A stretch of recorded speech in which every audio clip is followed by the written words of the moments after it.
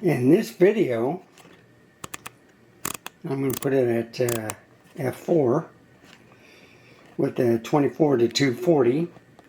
It's sponsored by JJC, the lens hood, 78F lens hood for the Canon RF 24 to 240 millimeter. Thank you, JJC. So, Canon R8 video test. I've had this camera before and I got rid of it. Went to the R10 because I got rid of the R7.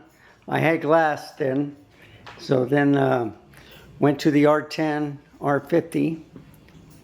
And then I decided to get rid of those and I'm back with the R8. This is only for like B-roll, okay? So we're coming out. Now, on the unboxing, I put on digital stabilization, and this lens is optically stabilized also. Okay? So, without an IBIS, you're not going to get any wobbly effects on the side. Okay? A lot of people don't think about that. And I'm going to zoom in. Look at that. Isn't that a wonderful picture at f6.3? This is 4K 30, by the way. Aperture priority mode. Let me get back out. I am going to pan. Everything should be clear at f4.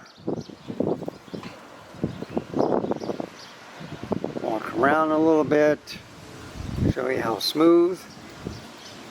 So I do the same thing with the S1R2. Okay, digital stabilization, optical stabilization, and let me tell you, it works fine. But they have an IBIS. This one doesn't, and it is focusing a little bit. So let me point to it. There we go. If it doesn't know the subject, you just point to it. Okay.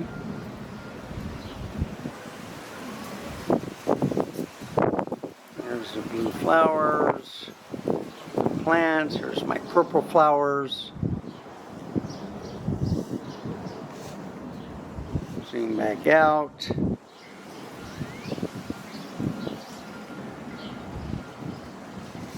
Zoom in. Sharp enough for you? Stable enough for you?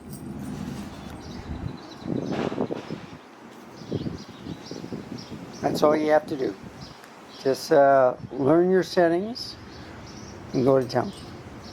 And have fun.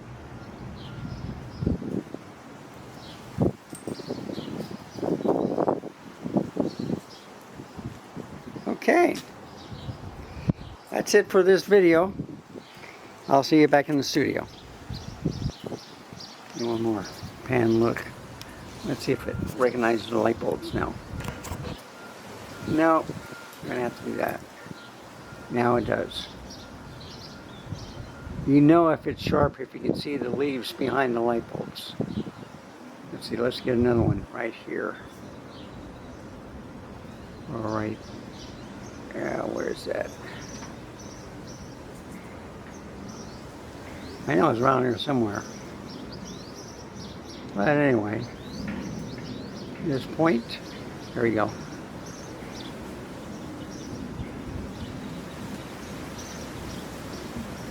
That's all you need to do. Alright folks, see you back in the studio. And there you have it. Okay. Stabilized. You're not going to get any wobbly effect because there is no IBIS. So digital stabilized. The lens is optically stabilized. When they're both working together, you got a winning combination. So it makes the camera lighter without having an IBIS. It does have an EVF. So, you know, it doesn't do 4 or 6K, but it'll do 4K 60, okay? And it will overheat. But if you do short clips, you saw how beautiful the picture was. It was pretty well stabilized, and the autofocus was working. I think it was focusing on the top of my fence. I wasn't on my porch, you know, which is a little bit higher. But you just point back to the LCD screen, and there you have it. So, let's look at this cable. Look how long it is. I mean, I can stretch it all the way to the door to the left of me. So, what you do is, this is a dummy battery. I can connect it to the wall with the battery pack and the outlet cable just by unplugging this and plugging this part, oh I'm sorry, this part, the dummy battery, to the wall socket. So this takes care of people complaining, oh, it's a short battery life. Well, I got a long enough cable. I can put this in my back pocket or even the carrying case and stuff. And I can go to town, and I got, depending on the storage of your SD card, you can go for a long time, folks. Okay? I took it on a drive to Arizona and back. I've done many things with this camera. Not this specifically one, but this, you know, style. And yeah, it does overheat, but you got to be careful when you work with it. If it's in the sun and it's about 100 degrees outside, yeah. But the secret is that the sensor inside the camera, if you go from a cold climate from inside the house to the outside, which is warm, I always suggest climatize your camera to the outside for about 10 or 15 minutes before you start shooting. The reason why the camera stops and shuts down is because the quick, like let's say 78 degrees inside and you go into 90 degrees or 100 degrees outside, that's a pretty big and fast swing of temperature. But if you climatize to the outside at 100 degrees, or vice versa, when you go inside, which is 78 degrees, then you should have no problem. There is limits to like 4K 50, 4K 60. Any camera will overheat about 30 minutes, 40 minutes, whatever. And this is a small plastically camera, but it's the same sensor as the R6 Mark II from Canon. That has a bigger body. It has 2 card slots and a bigger battery. Okay? So I'm going to use this as a B-roll camera. And I'll be using the R6 II and the R5 II more. And hope this explains some things to you. So now I'm going to show you taking out the dummy battery, or taking it off. You open up the well, you hit the little gray sliver or lever, up out the battery. You pop in the regular LPE17 battery, and you make sure the door is closed or the camera won't work. Any Canon camera, you got to close the door. Okay? And there you have it. So I turn this around. I can unhook this. There is a JJC provided a little, I like these locking mechanisms. So to close it, you put in the tall part of the tulip and you turn and it locks. To unlock it, you do the same thing. So I'm ready to pack it up. So here's the old case that the R50 used to be in with an extra lens. Now it's specifically for the R8. You just put it in there, fits comfortably, and then you just remove the cable from the battery pack. So I always keep the dummy battery here with each camera, okay? Each camera that I own has its own dummy battery. I just close the door, and it's magnetic right here. And I'm off. And look how small and compact that is. All in one lens.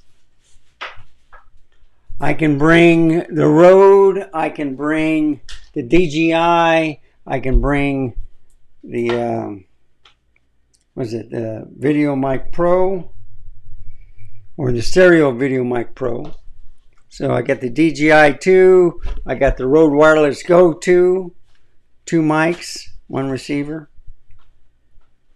And then of course, with my power bank from Anchor. And I knew I forgot to do something. I got to put that lens cap back on. But there. And then this cable goes with this power bank. So if I decide to do the R5 II or the R6 II, this cable stays. Now the R5 II has its own special cable. So this is only going to be shared. I can share it with the Sony, and I can share it with the Canon. Okay, the R8 and the R6 II. And of course, I'll put this up in my little zipper right here.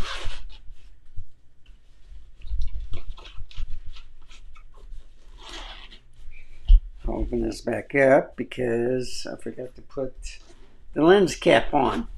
I either forget taking it off or putting it back on.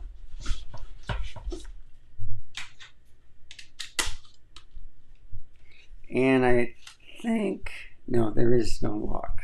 I guess there is a lock. So it won't slide. And what I have right here, and take out that. And what I do is I just put that right there to keep it from moving too much. And that's all I do. Just close it up.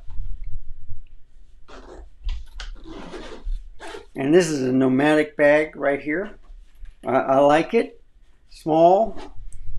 It's not a sling, but it's still a small camera bag. And it has a pretty sturdy elastic strap on it. Let's see, it goes this way, I think. Something like that. I have to do this a couple of times to get it right. But anyway, there you have it, almost. I'll get it right. And then, like I said, this stays with the Anchor. So, hope that was helpful. Any questions, just put it in the comment section below. Thank you for watching. Remember, stay safe, keep smiling, and I'll see you next time. Bye, folks. Have a wonderful day.